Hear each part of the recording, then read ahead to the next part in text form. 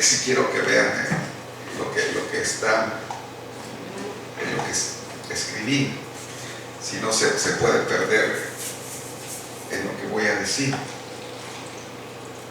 El hermano López, ¿me podría pasar ese banquito? Voy a sentarme para platicar con ustedes. Estábamos hablando acerca de la vida de José, pero hoy voy a interrumpir esta serie por algo. Gracias. Yo no recordaba hasta ayer en la noche. Voy a mover esto que me quede a modo aquí. Sí, que es 11 de septiembre. Que es 11 de septiembre. Y hace 15 años en este país fue atacado y eso cambió la historia contemporánea y muchas cosas cambiaron en todo el mundo. Entonces yo quisiera comentar un poquito acerca de eso y algunas escrituras que escribí y quiero hablar de ello. La Biblia no da fechas normalmente. La Biblia da señales que apuntan a ciertos acontecimientos, pero no fechas. No da la fecha fulana, la fecha sultana. A los predicadores les encanta poner fechas, ¿no? Decir que tal día va a suceder esto, y que tal día, y que tal año, y que tal va a suceder eso. Pues siempre es un ensayo. El problema es que cuando no les resulta, yo no los he oído que pidan disculpas, ¿no? Hubo un gran maestro, se llamaba, no me acuerdo su nombre, se apellidaba Miguel, era un maestro bíblico del siglo XIX, y él estudiando las 70 semanas de Daniel, cuando él estaba leyendo las 70 semanas de Daniel, después lo pueden oír en el YouTube, porque se está grabando y se pueden sacar las notas en el YouTube. Estaba él hablando acerca de las 70 semanas de Daniel, y él sacó la fecha que el Señor Jesús iba a llegar en un determinado año,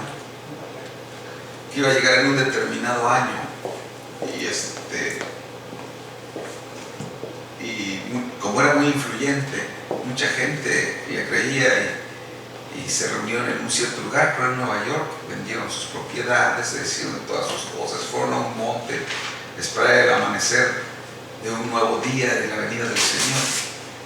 Lamentablemente y tristemente para todos ellos no llegó el Señor, ¿no?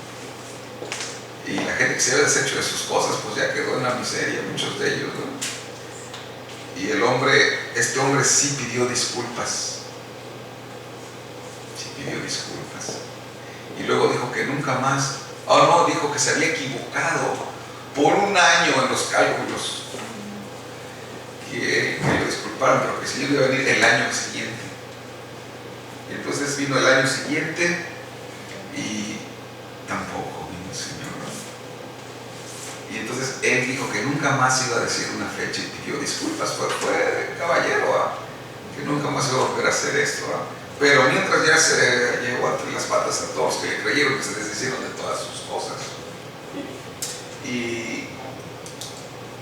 Pero entre los discípulos de él, sus seguidores, había entre mucha gente dos personas que sobresalieron con el tiempo. Una se llamó Ellen G. de White, y que fue la fundadora de la Iglesia Adventista del Séptimo Día. Ella siguió con las enseñanzas de este hombre Miller. Y el otro se llamó Charles Taze Russell, que es el fundador de los Testigos de Jehová. Y Charles Taze Russell dijo que el Señor sí vino en la fecha que había dicho este predicador, nada más que vino en forma espiritual, no literal, ¿no? Y así cuando a la gente no le funcionan las cosas o sus profecías, sus predicciones, pues espiritualizan las cosas, ¿verdad? Y en esos dos hombres pues nacieron estos dos movimientos, los Testigos de Jehová y los Adventistas del Séptimo Día. Ha habido infinidad de más ministros que han puesto fechas. Y luego llegamos al ministerio del hermano Branham, ¿no? Y el hermano Branham, todas las cosas que él dijo, nosotros hemos visto que se han cumplido, ¿no? En algún momento él habló de las 7 edades de la iglesia y dijo, como veo que van las cosas, dijo, hablando de la edad de la Odisea, yo me sorprenderé si el mundo no es destruido en 1977, ¿verdad? Y luego él corrigió cuando habló de las 70 semanas de Daniel y las edades, dijo, no salgan a decir, el hermano Branham dijo que el Señor viene en 1977, ¿verdad?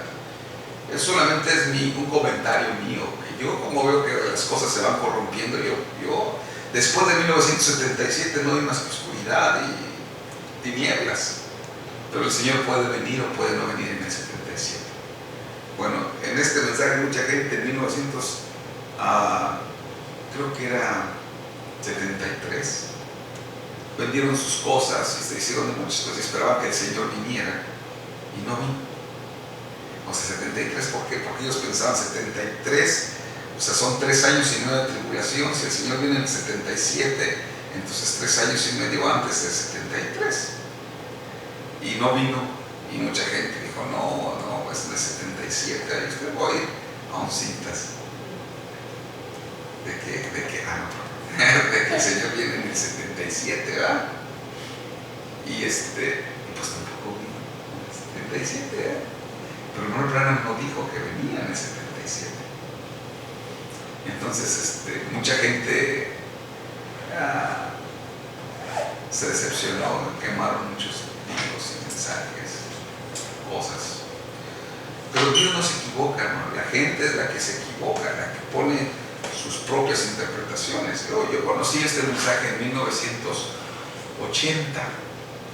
Yo quiero que Gerson oiga bien estas cosas. Y otras cosas no me digo que esto lo oiga. Bueno, sí me oiga, pero ponga atención, ¿verdad? En el 80 muere, en el 80 oigo el mensaje. Conocemos el mensaje en la Ciudad de México. Desde entonces supe que el Señor iba a venir muy evidentemente. Yo lo he creído. Y luego nos dijeron que el Señor venía en 1986. Mucha gente pues ya no estudió, sus hijos no fueron a la escuela, pues el Señor ya iba a venir, no se prepararon, ¿no? El caso es que tuvimos una generación, 1, 2, 3 generaciones que perdimos en cierto modo. Los jóvenes no se prepararon por causa del fanatismo y el Señor no vino en el 86. Luego dijeron que no era el 86, que era en el 96, perdón, porque la Biblia fue terminada de escribir en el año 96, el libro de Apocalipsis, después de Cristo. Entonces va a ser 1996, dijo otro maestro muy sobresaliente aquí en el mensaje. Y pasó el 96 y tampoco vino, ¿sí? Y luego dijeron en el 2000 que se acaba el milenio y otra vez hubo fanatismo y el 2000 y no vino el Señor, ¿no? Le dijeron, no, es que el 2000 todavía es parte del siglo XIX, del siglo XX, perdón, entonces debe ser 2001, que ya es el siglo XXI. Y vino el 2001 y tampoco vino. Y ahorita, yo me acuerdo hace 4 años que dijeron que Palin, la gobernadora de Alaska, iba a ser la presidenta de Estados Unidos, que se iba a sentar en el lugar y que eso había hecho el hermano Branham. Ni dijo así el hermano Branham. Y ni Palin ganó, tampoco la presidencia. Y las otras que de todos estos hombres, de que yo estoy en el mensaje, que han dicho esta cosa, ninguno a veces escuchó a ninguno pedir disculpas, ¿no? Y decir, estuve mal, no es así. No, ya pusieron otros años, ahora ya va a ser para el 2000, no me acuerdo, que ya ni les pongo atención, hermano. Es una vergüenza y un reproche. Por eso Jesús, cuando Él habló, Él dio señales.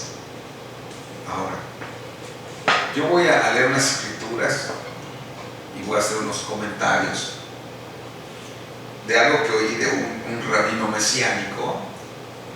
Y él es un rabino, es un judío que aceptó a Jesucristo como el Mesías, como su Salvador.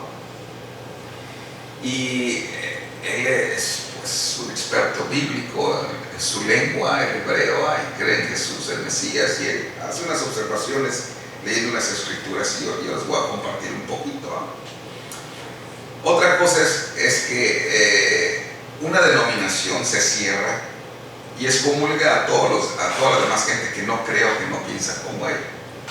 Dijo el hermano Branham que una persona sola puede ser una denominación. Cuando nosotros nos cerramos y anatemizamos a todo el mundo.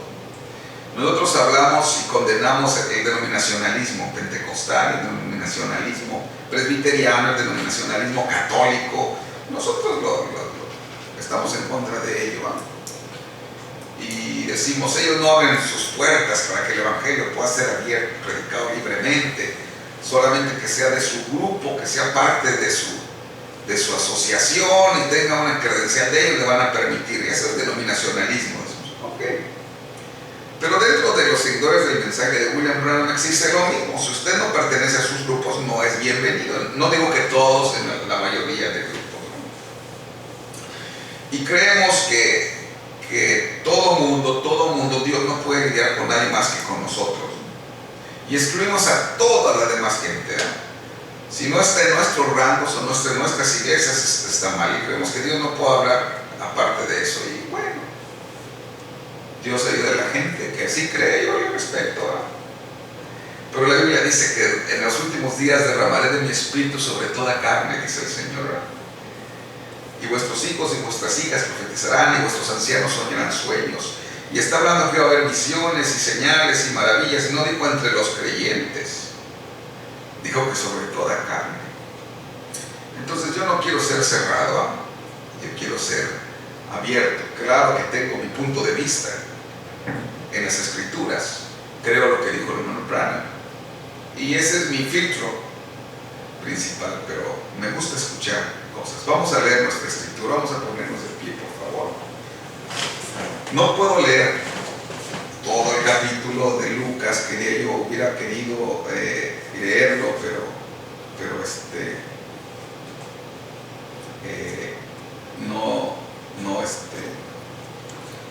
es muy largo, no quería escribirlo todo. Solamente voy a leer Lucas capítulo 21, versículo 25 al 28. Si lo tienen me dicen amén. Aquí está la pantalla. Entonces habrá señales en el sol, en la luna y en las estrellas, y en la tierra angustia de las gentes, confundidas a causa del bramido del mar y de las olas, desfalleciendo los hombres por el temor y la expectación de las cosas que sobrevendrán en la tierra, porque las potencias de los cielos serán conmovidas. Entonces verán al Hijo del Hombre que vendrá en una nube con poder y gran gloria. Cuando estas cosas comiencen a suceder, erguíos y levantad vuestra cabeza, porque vuestra redención está cerca. Señor, añade bendición a la lectura de tu palabra. Tomen su asiento, por favor. Ok, quiero hablar de comentarios acerca del 11 de septiembre. Bueno, el 11 de septiembre marcó un hito en la historia. Hay un antes y un después del 11 de septiembre.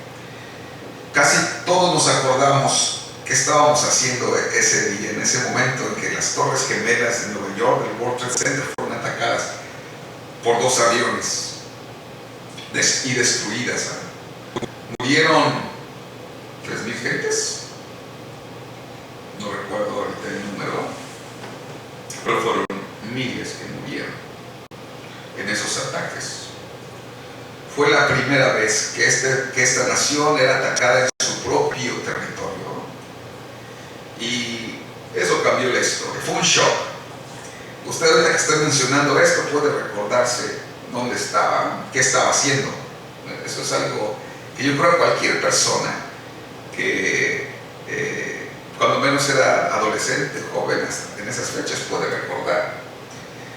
Cambió la historia porque entraron en acción muchas reglas, muchas leyes, muchas actitudes que antes no existían, que afectó principalmente a este país, pero a todo el mundo, aún a nuestro México y a las naciones de América Latina, y en todo el mundo afectó lo que pasó el 11 de septiembre.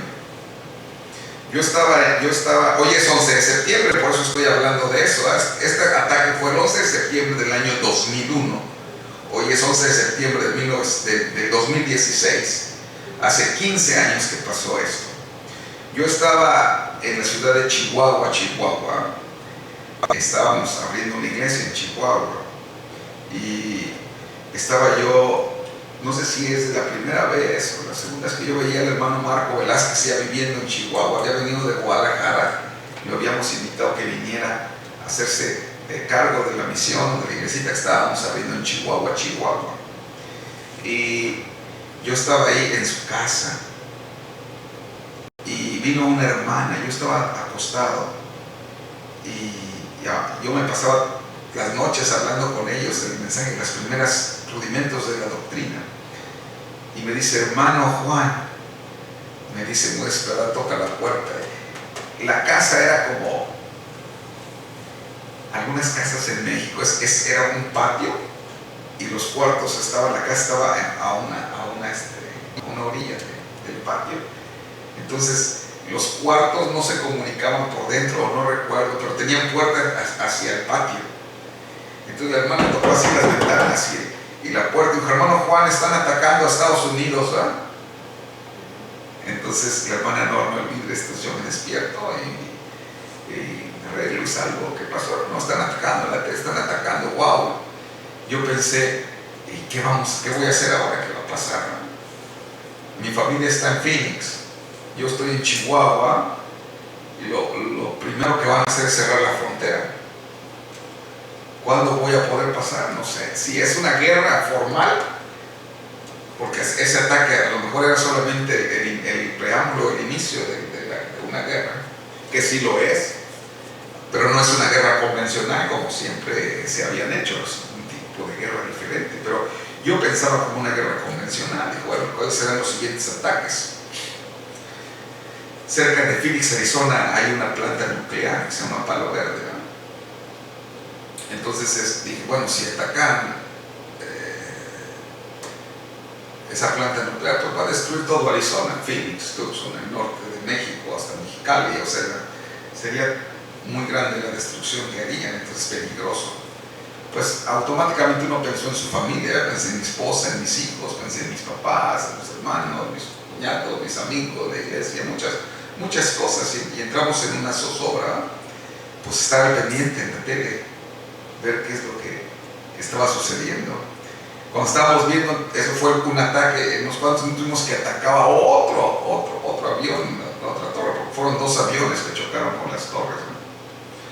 Pues eran momentos de miedo, de temor, de angustia.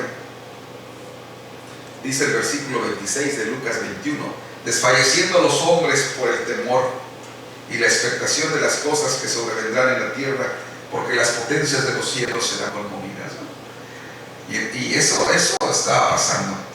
Hace 2000 años, yo no puedo ponerlo, no lo escribí todo, pero Lucas capítulo 21, los primeros versículos de este capítulo que estamos leyendo, el Señor Jesús estaba con sus discípulos y él llevándolos a un lugar aparte, y ellos habían estado en el templo, y Jesús habla con ellos. El versículo 5 dice: y a unos que hablaban, Lucas 21:5, que hablaban de que el templo estaba adornado de hermosas piedras y ofrendas votivas, dijo. ¿Saben qué son ofrendas votivas? Votivas es de votos, hacer votos. La gente hacía votos. En la iglesia católica usted va a ver a las estatuas que adora la gente y tiene un montón de cositas colgadas, y se llaman votos, ¿verdad?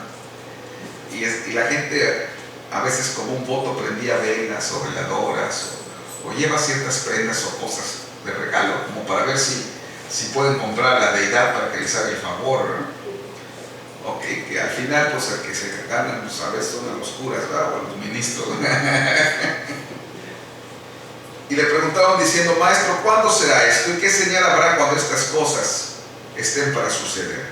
Cuando se ha destruido todo el templo, de la estaba hablando. Y él entonces dijo: mira que no seáis engañados, porque vendrán muchos en mi nombre diciendo: yo soy el Cristo. ¿Ustedes han oído gente que diga: yo soy el Cristo? Yo los he oído a los pastores decir: yo soy el Cristo de esta iglesia, yo soy Cristo, ¿eh? O sea, ¿en qué sentido lo dirán? Pero Jesús dijo que iba a haber falsos cristos, falsos ungidos. Yo soy el Cristo, van a decir, ¿verdad? O sea, no dice: Jesucristo está en mí y está en su pueblo en forma de Espíritu Santo. No, como que tratan de hacer una diferencia. Yo soy Cristo y ustedes tienen que obedecer lo que yo diga. En sí, ese es el sentido de las palabras que están diciendo. Y también van a decir: el tiempo está cerca. ¿Cuántas veces ha oído usted eso? El tiempo está cerca. ¿Es verdad o no es verdad? No, pues yo no estoy poniendo en duda lo que es esos que están diciendo, pero de Jesús de que lo van a decir y lo están diciendo: el tiempo está cerca. Mas no vayáis en pos de ellos, porque un siervo de Dios no busca seguidores de sí, sino que sigan a Jesucristo, que sigan a la palabra. Él entonces dijo: mira que no seáis engañados. Pongan atención, versículo 9. Cuando oigáis de guerra y de sediciones, ahí puse la palabra sediciones. Cuando oigas de guerra y de sediciones, no os alarméis, porque es necesario que estas cosas acontezcan primero, pero el fin no se da inmediatamente. Sedición quiere decir un alzamiento colectivo y violento contra la autoridad, el orden público o la disciplina militar sin llegar a la gravedad de la rebelión. Esas son sedición. ¿Usted cree que estamos en un tiempo de sediciones? Sí. Hay muchas rebeliones, mucha inconformidad entre la gente, pero no es una rebelión total siempre. Es una sublevación de las pasiones, o sea, se levantan o se caldean los ánimos, diríamos nosotros. Jesús dijo que eso iba a acontecer, pero todavía no es el fin, solamente es el preámbulo. Luego dijo: entonces les dijo: se levantará nación contra nación y reino contra reino. Eso existe, ¿verdad? Y habrá grandes terremotos. Hay una hermana que tengo en internet que esa es su tarea. Nos manda avisar cada vez que tiembla en Kazajstán, en Turquía, en Armenia, en Rusia, en Chicapiedrota, en Tejajá, en todas partes, ¿verdad? Y a través de eso me doy cuenta que pues está temblando en todo el mundo. Habrá terremotos, dice el Señor Jesús, y en diferentes lugares, hambres y pestilencias.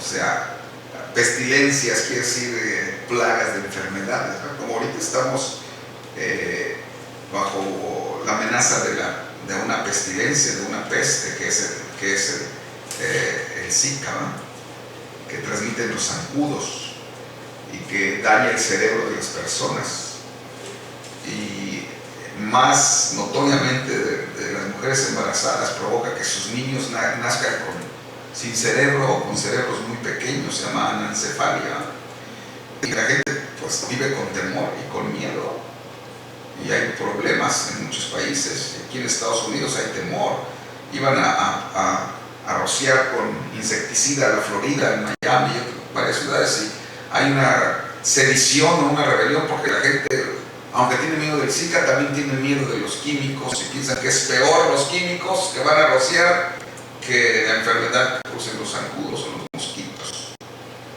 ¿Usted sabe cuál es el animal más peligroso después del ser humano? Claro, en el mundo que más gente ha matado, porque hay muchos animales salvajes, ¿verdad? O sea, los leones, los tigres en la India, los hipopótamos matan gente, y hay muchos animales que matan a la gente, ¿vale? Las ratas, porque las ratas vino la peste en la Edad Media. No, pero el animal que más gente ha matado en el mundo, en la historia y actualmente, es el mosquito, porque es un transmisor de muchas enfermedades: el Zika, el paludismo, el dengue, la fiebre palúdica o la fiebre amarilla. Hay muchas enfermedades que transmiten el mosquito, así que el más fiero y terrible animal que ataca al hombre es el mosquito, y es difícil detener a los mosquitos. Nosotros en Phoenix vivimos en una zona desértica que no hay casi humedad, no hay casi charcos, que no es un lugar o una zona de muchos mosquitos, pero un día fui a un pueblito en Puerto Vallarta que se llama El Zancudo. Imagínense. ¡Ay, Señor Jesucristo! Yo no he visto la columna de fuego en vivo, pero veía columnas de zancudos así, ¿verdad? ¡Wow! El hermano se le ocurrió hacer el culto a la hora del atardecer, en el crepúsculo, cuando el sol se va poniendo, y es cuando ellos como que tienen reunión o culto, no sé, pero se juntan todos los zancudos. Hermano, traspasaban los pantalones de mezclilla, las chamarras, o sea, traspasaba, y no eran bravos. Lo increíble es que a los de ahí no les hacía, pero nosotros nos pica, pues no sé si se les hizo invitación, nos supieron que allí íbamos a estar unos fuereños, ¿verdad?, pero se ensañaron con nosotros, ¿no? Y los hermanos querían más culto, y nosotros lo que queremos es que ya se terminara. Ellos crearon pues defensas contra eso, pero uno que de fuera no las tenía, un zancudero. Bueno, dice así: se levantará nación contra nación y reino contra reino, y habrá grandes terremotos en diferentes lugares, hambres, pestilencias, y habrá terror y grandes señales del cielo. Ok. Se dice actualmente que la guerra que está librando Estados Unidos no es como se pensó a mediados del siglo pasado, que era contra Rusia o contra el comunismo o contra la China roja, sino que ahora es una guerra contra el terrorismo, contra el terror. Jesús dijo que iba a haber terror, pero antes de todas estas cosas os echarán mano y os perseguirán, y os entregarán a las sinagogas y a las cárceles, y seréis llevados ante reyes y ante gobernadores por causa de mi nombre, y esto será ocasión para dar testimonio. O sea, cuando nos persiguen, cuando la gente habla en contra de uno, cuando mienten acerca de uno, y somos llevados ante otras personas para ponernos en evidencia, dice el Señor Jesús que no es nomás para que sintamos feo, para que hagamos el papel de héroes, sino es para que tengamos la oportunidad de dar testimonio de Él, para hablar acerca de Él. Bueno, entonces dice: proponed en vuestros corazones, no pensar antes cómo habéis de responder en vuestra defensa, porque yo os daré palabra y sabiduría, la cual no podrán resistir ni contradecir todos los que se opongan, mas seréis entregados aún por vuestros padres y hermanos y parientes y amigos, y matarán a algunos de vosotros.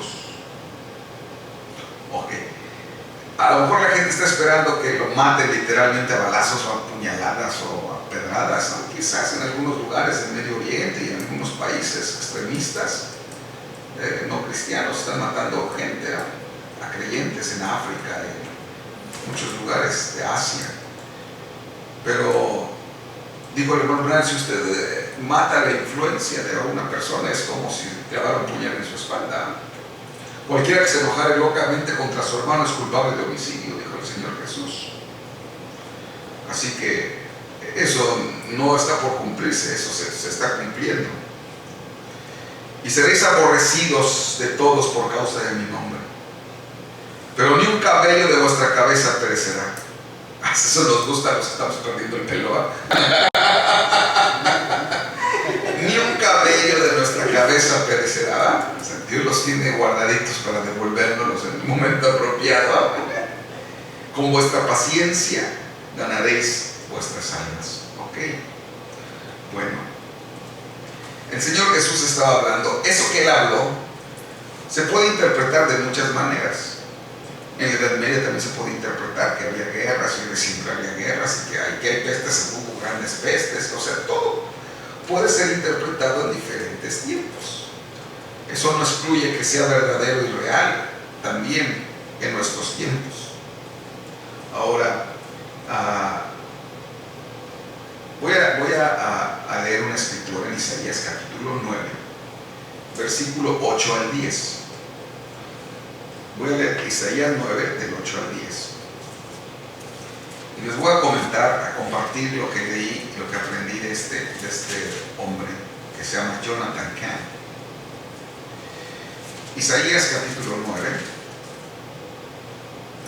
Israel se había apartado de Dios. Después de la muerte de Salomón, las 12 tribus de Israel se rebelaron.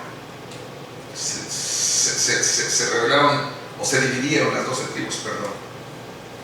Y 10 se fueron con un hombre, Roboam, y 2 se quedaron con Jeroboam, el hijo de Salomón. Eso fue por causa de sus pecados, se dividió el reino.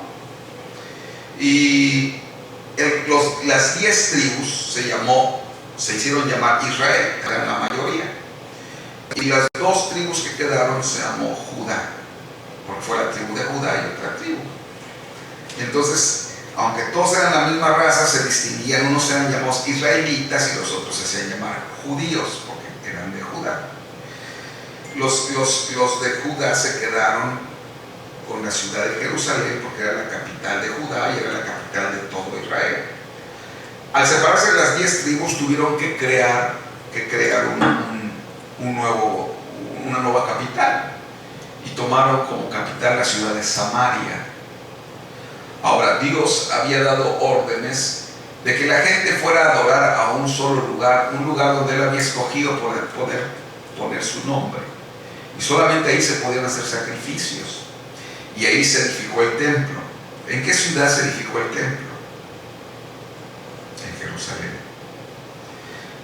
En Jerusalén se edificó el templo, y la gente tenía que ir a adorar a Jerusalén y hacer sacrificios en Jerusalén, y ahí vivían los sacerdotes. Pero cuando estos quedaron peleados con los israelitas, ellos hicieron su propio templo en Samaria, y ahí hicieron su propio culto. Y Dios siempre aborreció eso, porque Dios no dio esa orden. Él dijo que el templo se tenía que edificar en el lugar donde Él escogiera poner su nombre, y eso era en Jerusalén. Ahora nosotros sabemos que eso era un tipo solamente, que el lugar donde Dios escogió poner su nombre fue en Jesucristo, ¿verdad? Porque Él vino en el nombre del Padre, ¿verdad? Él ha venido en el nombre del Padre. El nombre de Dios fue puesto en Jesucristo. Él es el lugar único donde debemos nosotros adorar. Pero en ese tiempo el lugar literal era el templo en Jerusalén. Pero ellos crearon otro templo, y eso era considerado una abominación, era algo en contra de la palabra. Y luego aparte se hicieron paganos, y ahí también ponían dioses paganos. O sea, era una abominación. Por eso cuando Jesús habló con la samaritana, ¿dónde debemos de adorar? Dijo, aquí o allá. Dijo, ustedes no saben, los judíos son los que saben, es en Jerusalén. Pero un día vamos a adorar en espíritu y en verdad, no es ni aquí ni allá, dijo Jesús, ¿verdad? Ese era el pleito que había. Bueno, se dividieron, y entonces el libro de Crónicas y Reyes, usted va a ver cómo es que sigue contando la Biblia, cómo se desarrollaron los dos pueblos. Israel fue cada vez más perverso, pero Judá, aunque se mantuvo un poco más leal por más tiempo, de algún modo también fue siguiendo los pasos de Samaria, de Israel. Y Dios les enviaba profetas como una advertencia para que volvieran a Dios, pero ellos los rechazaban, no hacían caso, porque Dios antes de mandar un juicio manda una advertencia. Y la gente tiene que hacer a un lado la advertencia para que caiga el juicio. Dios no es un Dios injusto. Antes de que viniera el diluvio, Dios mandó a Moisés, y era un profeta, porque la advertencia de Dios lo manda a través de profetas. Amós 3:7 dice: no hará nada el Señor Jehová sin que revele su secreto a sus siervos los profetas. Antes de destruir el diluvio, la tierra con el diluvio, mandó a Noé. ¿No era Noé? Sí, mandó a Moisés. Perdón, a Noé. Era Noé, sí, mandó a Noé. Antes de destruir Sodoma y Gomorra, mandó a Abraham. Y así siempre que Dios iba a enviar un juicio, antes de enviar el juicio a Egipto, apareció Moisés. Y siempre Dios envía a un profeta como una advertencia. Así que Él siguió enviando profetas a Israel y profetas a Judá. Y ellos traían palabra de Dios, pero eran rechazados. Mezclaban el paganismo con la religión de Dios, de Jehová. Y Dios aborrece eso, la mezcla. ¿Sí? Y llegamos a un punto muy especial en la Escritura, en que había un rey muy piadoso en Judá, que se llamaba Usías. Y él llevó a su palacio a un joven profeta que se llamaba Isaías. Pero Usías, siendo un hombre piadoso, su corazón se ensoberbeció y quiso hacer cosas que no le correspondía hacer. Y entonces, cuando él quiso cosas que no le correspondían hacer y quiso ofrecer fuego en el templo, le cayó lepra en su cuerpo y tuvo que salir corriendo y murió allá leproso fuera del campamento. E Isaías se sintió impactado: ¿cómo es que este hombre de Dios falló? Porque cuando un hombre que nosotros consideramos que es de Dios falla, es un impacto en nuestras vidas. O sea, nos trastorna, nos pone en confusión. Nosotros creíamos que este hombre lo que decía, lo que hacía era lo correcto, y descubrir que de repente falló es algo muy difícil de superar. E Isaías hizo lo que todos debemos de hacer cuando nos encontramos ante una situación así. Fue al templo, a la casa de Dios, a orar y a clamar a Dios. Y entonces Dios se reveló a él, Isaías capítulo 6, y vio la gloria shekinah de Jehová y lo comisionó. Había un rey en Israel que se llamaba Peca, y no tiene nada que ver con la palabra española pecado o pecar, pero suena en nuestro idioma igual, y él se apartó de Dios. Y había un reino que estaba en auge, que estaba en su esplendor, que se encontraba en el Mesopotamia, entre los ríos Tigris y Éufrates, y se llamaban los asirios. Y los asirios estaban conquistando todo y amenazaban a Israel y a Judá. Y fueron y derrumbaron y conquistaron algunas ciudades israelitas. Y ahí eso es lo que voy a leer. En eso quedamos. Isaías, ¿me ayudas a su corazón? Isaías capítulo 9, pero la anterior, la otra versión, la que está antes de eso. Isaías 9, del 8 al 10, dice así: el Señor envió palabra a Jacob y cayó en Israel. Y la sabrá todo el pueblo, Efraín y los moradores de Samaria, que con soberbia y con altivez de corazón dicen. Menciona Efraín, que era una de las tribus, porque ahí es donde pusieron la capital de Samaria, Efraín. Y los moradores de Samaria, que con soberbia y con altivez de corazón dicen: los ladrillos cayeron, pero edificaremos de cantería. Cortaron los cabraídos, pero en su lugar pondremos cedros. O sea, los asirios llegaron y destruyeron, abrieron una brecha en las defensas de Israel.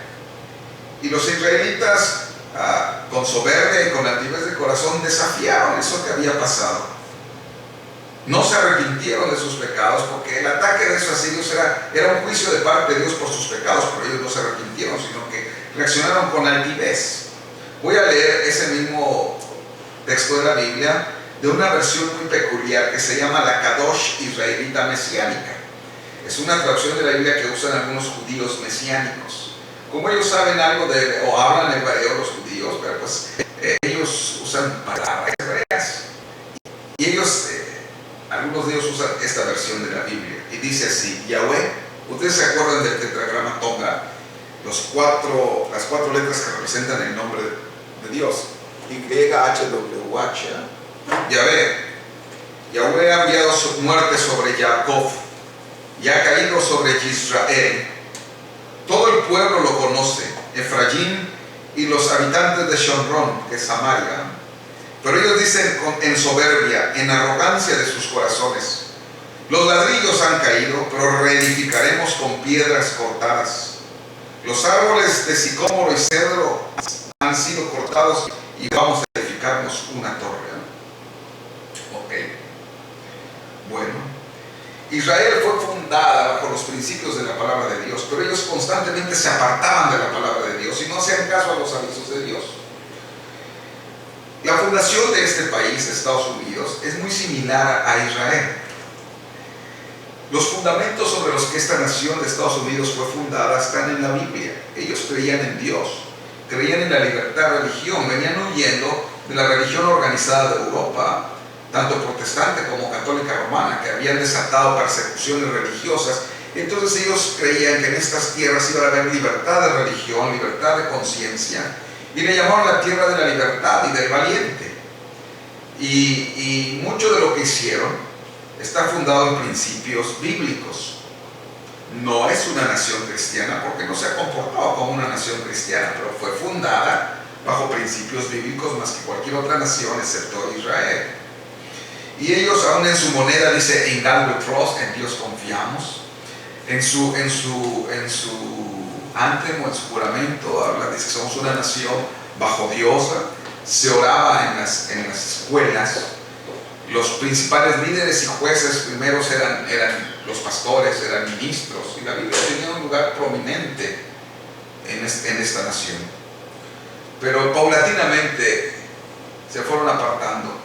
Dios enviaba hombres especiales y avivamientos muy tremendos, como lo hizo a través de Moody, lo hizo a través de Finney, lo hizo a través de los pentecostales, lo hizo a través de Ronald Branham. Tremendos movimientos de avivamiento y que traía la palabra de Dios, pero esta nación constantemente los rechazaba. Con el transcurrir del tiempo, en vez de rendirse a Dios, se iba apartando de Dios y sacando a Dios de su noticia. Lo mismo que hizo Israel. Empezaron bien, pero después se fueron desviando. Y entonces cuando se aparta a una nación de Dios, entonces viene el juicio. Dijo uno de sus fundadores, cuando esta nación fue fundada, dijo que el día que esta nación se apartara de los principios de la palabra de Dios, la bendición de Dios se iba a apartar de ellos. Y eso realmente ha sucedido. Dios prosperó a esta nación como prosperó a Israel, y esta nación llegó a ser la nación más poderosa del mundo. Más poderosa militarmente hablando, económicamente hablando, culturalmente hablando. Es una nación poderosa. Es la líder del mundo, pero su autoridad ha ido mermando. Diversas circunstancias sociales, económicas, políticas, pero nosotros sabemos que fue por apartarse de la palabra de Dios, por rechazar la advertencia que Dios envió. Todavía a principios, a mediados del siglo XX, Dios envió un profeta llamado William Branham a que viniera a esta nación al arrepentimiento, y no lo quiso hacer como nación. Entonces se decretó juicio sobre esta nación. Se apartó de Dios igual que Israel. Entonces Israel se apartó y vinieron asirios amenazando a Israel y a Judá, pero en esta profecía está hablando específicamente de Israel. Si usted lee capítulo 9 completo, dice que iba a haber luz en las tierras de Neftalí y de Zabulón, luz resplandeciente, en medio de las tinieblas iba a haber luz. Está hablando acerca de la venida del Mesías. Lo dice: porque un niño nos es nacido, hijo nos es dado, y el principado sobre su hombro. Eso está inmediatamente antes de esto, ¿no? Y habla de Neftalí y Zabulón porque había sido destruida por los asirios y estaba en ruinas. Ese es el cumplimiento literal, y luego venía un cumplimiento espiritual cuando vino el Señor Jesús. Entonces aparece que estos asirios estaban amenazando a Israel y habían hecho una brecha en las defensas de Israel. Pero Israel, en vez de volver a Dios, dice la Biblia aquí que con arrogancia y soberbia desafió, no solamente desafió a los asirios, sino desafió a Dios, que lo estaba mandando al arrepentimiento, y ellos no quisieron arrepentirse. Y entonces sucedieron estas cosas que voy a mencionar. En primer lugar, se abrió una brecha, o sea, derribaron edificaciones, o sea, fue atacada Israel. Hablo, aquí voy a mencionar 7 o 8 cosas que sucedieron en Israel, que sucedieron también en este país cuando fue atacado en septiembre 11. Primero quiero decirles que fue Asiria, o el imperio asirio. ¿Me puedes buscar? No puedes buscar y pasar. Ok, el imperio asirio se encontraba entre el río Éufrates y Tigris, lo que se llama el Mesopotamia, que es actualmente Irak, es Irak. Ok, y los actuales terroristas que están atacando a este país, ¿cómo se llamaba el grupo al que le adjudicaron el ataque de las Torres Gemelas? Al-Qaeda, eran estos mismos asirios. O sea, eran igual que los que atacaron a Israel, era la misma gente que atacó aquí a esta nación el 11 de septiembre. Los asirios eran o son catalogados como los primeros terroristas de la historia. No nada más eran militares, eran terroristas. Cuando ellos atacaban a alguien eran despiadados, les cortaban la nariz y las orejas a la gente, ¿verdad? Y los despellejaban, los exhibían, los empalaban, eran terribles. No nada más era que atacaban, agarraban a los prisioneros, los decapitaban y lanzaban sus cabezas adentro de las ciudades para inculcar miedo a sus enemigos, o sea, causar terror. Y así que los terroristas actuales son hijos de esos. Terroristas son de los mismos lugares y de las mismas tierras, son los mismos. Es más, hablan la misma lengua. La lengua árabe que ellos hablan es una lengua semita como la que hablaban estos asirios. Así que voy a leer las 7, estas señales. Una brecha, señal del terrorista y una promesa de resistir. Los ladrillos caídos, es lo que está hablando en el texto que nosotros leímos. Ladrillos caídos, y luego la promesa de reedificar una torre. Habla de un sicómoro, destruyeron un sicómoro o una higuera. El sicómoro es un árbol de la familia de las higueras. En otras Biblias dice el cabrahigo. Y luego también habla que aunque derrumbaron los ladrillos, iban a edificar con piedra de cantera o piedra de gasí, y plantarán un cedro o cedros en lugar de la higuera, porque el cedro es un árbol más fuerte y más fino que la higuera. Y luego desafío, volveremos a edificar. Ok, eso hizo Israel. Lo voy a volver a leer. Todo el pueblo, Isaías 9:8, la versión Kadosh.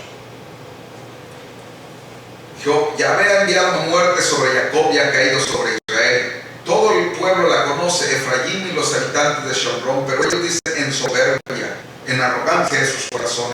Los ladrillos han caído, pero reedificaremos con piedras cortadas. Los árboles de sicómoro y cedro han sido cortados y vamos a edificarnos una torre. Ok, vuelvo a la lista. Primero se abrió una brecha. Era un ataque de los terroristas. No conquistaron a Israel, solamente era una advertencia. Sus defensas estaban siendo derribadas. Y eso es lo que pasó el 11 de septiembre de 2015. Fue atacado por primera vez esta nación por terroristas, igual que allá. Los ladrillos caídos.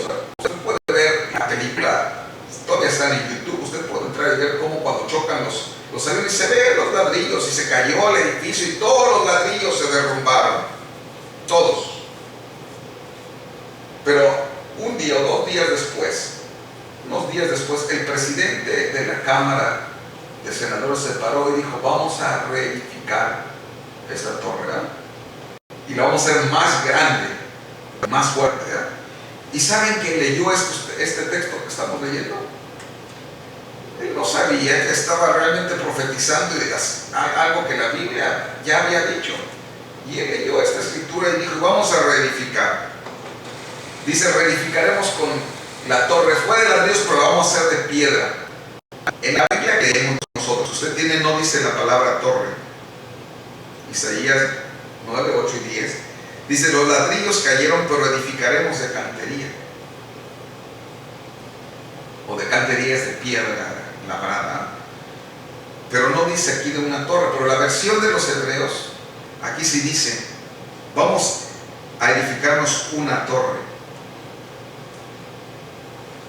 Esa expresión es la misma que dijeron la gente allá en Génesis, cuando construyeron, creo que es 9 o 10, cuando construyeron la torre de Babel. Dijeron, edifiquémonos una torre y subamos hasta el cielo. O sea, la nación que más rascacielos tiene en el mundo, ¿saben cuál es? Estados Unidos. Los rascacielos son tipo o señal de poder, son desafío. Cuando esta nación surgió como una potencia mundial, aquí se edificó el primer rascacielos de la historia, y los más grandes aquí habían estado. El Empire State Building fue muchos años la torre más alta, la torre de Sears, y luego las torres gemelas del World Trade Center, ¿no? Y en esta nación, que es considerada, cuando el hermano Branham habla con Perry Green y está hablando acerca de la destrucción de Babilonia, la Biblia dice que va a ser quemada, pero ahí mismo en Apocalipsis 18 habla de que va a ser arrojada al mar. Entonces, cuando comenta con Perry Green, dice, mira, es que hay dos Babilonias o dos Babeles. Babel quiere decir confusión, ¿no? Una era Roma y otra es Estados Unidos. Cuando la gente habla de la Babilonia moderna, de una Babilonia moderna, donde se hablaban muchas lenguas, porque Babel quiere decir confusión, entonces automáticamente la gente se dirige a Nueva York. En Nueva York es un crisol de culturas y de lenguas y de razas. Y este país también lo es. Este país no tiene una lengua oficial, aunque quieran decir que el inglés es la lengua oficial de este país, no existe. En las leyes de Estados Unidos, Constitución declarado que el inglés sea el idioma oficial de este país. Es el idioma más hablado en este país, es el principal idioma del país, pero no es el idioma oficial. En este país se hablan muchos idiomas. Estamos nosotros en este país donde hablamos español, estoy predicando en español. Hay mucha gente que habla francés, muchos hablan árabe, muchos hablan chino, las diferentes variantes que hay. Mi hijo trabaja en una compañía de intérpretes y ¿cuántos idiomas interpretan?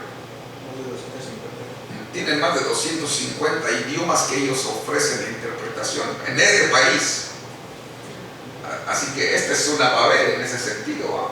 Y Nueva York era la capital de eso, ¿no? Así que las torres representan prosperidad, poder, también son desafío, ¿no? Cuando hicieron la torre era un desafío para el cielo, ¿no? Iban a subir lo más alto que pudieran. A Dios no le agradó, no la torre. Dios no está en contra de los edificios ni de los rascacielos, sino está en contra de la soberbia y de la altivez de la gente, ¿no? El pueblo de Israel, cuando fue atacado por Asiria, en vez de volverse a Dios y arrepentirse de sus pecados y buscar la protección de Dios, no hizo caso de Dios y desafió a Dios. No necesitamos a Dios. Nosotros vamos a volver a hacer esto, ¿no? Con nuestra propia fuerza, con nuestro propio dinero, con nuestros propios recursos. E hicieron a un lado al Dios de Israel. Eso hizo Israel y eso hizo Estados Unidos también. Los ladrillos cayeron, pero prometieron que iban a reedificar la torre. Y están reedificando las torres, más grandes, más bonitas, más fuertes. 15 años, usted puede ver, ahora hicieron en vez de 2, creo que son 4, van a ser 4 torres. Una cosa muy peculiar es que en una de las esquinas de los edificios de las torres, cuando cayeron, había sembrado una higuera muy grande que se destruyó cuando cayeron las torres. Así como habla ahí que Israel, que iba a ser destruida la higuera, o el sicómoro, también se destruyó un sicómoro cuando se cayó. Pero eso no es nada más lo increíble o lo sorprendente, ¿verdad? Sino que también pusieron en el lugar donde estaba la higuera, sembraron un cedro, un hermoso cedro enorme que trajeron especial en ese lugar. Así como hizo Israel, también ellos en lugar de la higuera pusieron un cedro. Mira, aquí hay una escultura, pones una foto, está afuera ahí en Nueva York, en memoria de la higuera. Es la raíz de la higuera que fue destruida ahí en Nueva York. Ahí está una raíz de la higuera, pero ya no van a plantar higuera, ahora plantaron un cedro más fuerte, más robusto, más desafiante. O sea, están diciendo, no, nosotros no nos van a doblar, era eso, mejor lo vamos a hacer. Ahora es malo progresar, querer hacer las cosas mejor. Eso no es malo. Lo malo es que lo principal, que fue el llamado de Dios para que se arrepintieran, no lo hicieron. Se volvieron arrogantes ante Dios. No es malo mostrar a los demás que son fuertes, ¿no? Pero nuestra fuerza debe depender de Dios. Así que sembraron un sicómoro, sembraron un roble, un cedro en lugar de la higuera, o del sicómoro, o del cabrahigo, como le quiera llamar. Y luego dijeron los judíos, vamos a edificar, era de la luz, pero vamos a hacer de piedra labrada, de cantera. Y trajeron ahí de las montañas una piedra enorme y la agarraron para poner y volver a edificar. Y sabe que en Estados Unidos también de las colinas de Nueva York trajeron una piedra labrada enorme y la pusieron ahí como fundamento otra vez para volver a reedificar las torres. Igual que hizo Israel, igual, la piedra de cantera o de gazit, y también plantaron un cedro. Y luego hizo el desafío. Uno de los principales líderes de Estados Unidos, el jefe del Senado, dijo, y vamos a volver a edificar, y no nos van a doblegar. Y dijo unas palabras muy memorables, usted las puede buscar ahí en el internet. Desafiaron, no se arrepintieron, no fueron a Dios. Así que estamos viviendo, yo creo que estamos viviendo los últimos días. Yo creo que estamos bajo el juicio de Dios. Pero Él ofreció ser una roca y un escondedero para su pueblo. ¿Cuándo van a suceder las cosas? No, yo no me atrevo a poner fechas, ¿verdad? Ni quiero espantar a la gente, ni lo digo para espantar a la gente, solo lo menciono. Comentarios acerca del 11 de septiembre, le titulé a esta plática, para mostrarles cómo es que la escritura se cumple, que Dios cumple su palabra, y que eso nos debe de edificar nuestra fe y darnos ánimos, ¿verdad? Pero no sirve de nada más que una emoción mental, y si la Biblia dice, le voy a contar a fulano, no sirve si no consigue el propósito que Dios buscaba de Estados Unidos y de Israel con estas cosas. ¿Qué es lo que Él buscaba? Que se arrepintieran y volvieran a Dios, ¿verdad? O sea, la causa y el propósito de lo que hablamos, de lo que enseñamos, es que la gente, los que estén al alcance de nuestra voz, se arrepientan y vayan a Dios, se escondan en Él. Torre fuerte es el Señor Jehová, Él correrá el justo y hallará refugio. Él es la torre fuerte, Él es el escondedero en tiempos de tribulación. Él es el que nos puede proteger, el que nos puede llevar a través de todos estos problemas. No tengan miedo, dijo Él. Yo sé que el corazón de los hombres va a desfallecer, ese texto que leímos al principio, por causa del temor de las cosas que están sucediendo.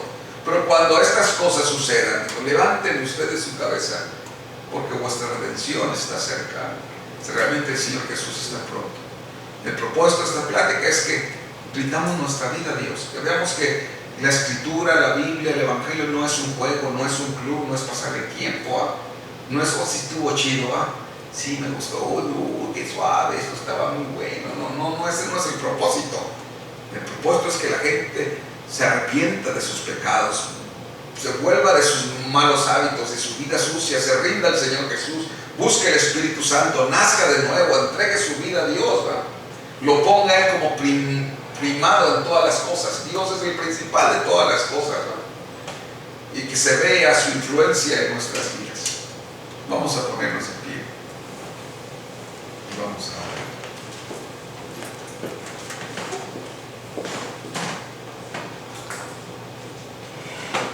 Señor Jesús, gracias por tu bondad, por tu amor, por tu palabra preciosa, Señor, que se cumple. Cada cosa que tú dices se cumple, Señor. Quizá nosotros en nuestra ignorancia no sabemos cómo interpretarla, Señor. Dios, pero tú, tu Espíritu Santo, nos manda las advertencias y el discernimiento de lo que tú dices en ella. Ayúdanos, Señor, a estar listos y preparados, Señor. Perdona nuestros pecados, nuestra soberbia, Señor. Perdona, Señor, nuestros desafíos a ti, Señor. No los tomes en cuenta, Señor. Y aunque estamos en una nación y en una generación que se encuentra bajo juicio, Señor, escóndenos en ti, Señor. Protégenos. Sé con nosotros. Danos de tu Espíritu Santo, Señor. Guárdanos en la palma de tus manos como a la niña de tus ojos. En el nombre del Señor Jesús.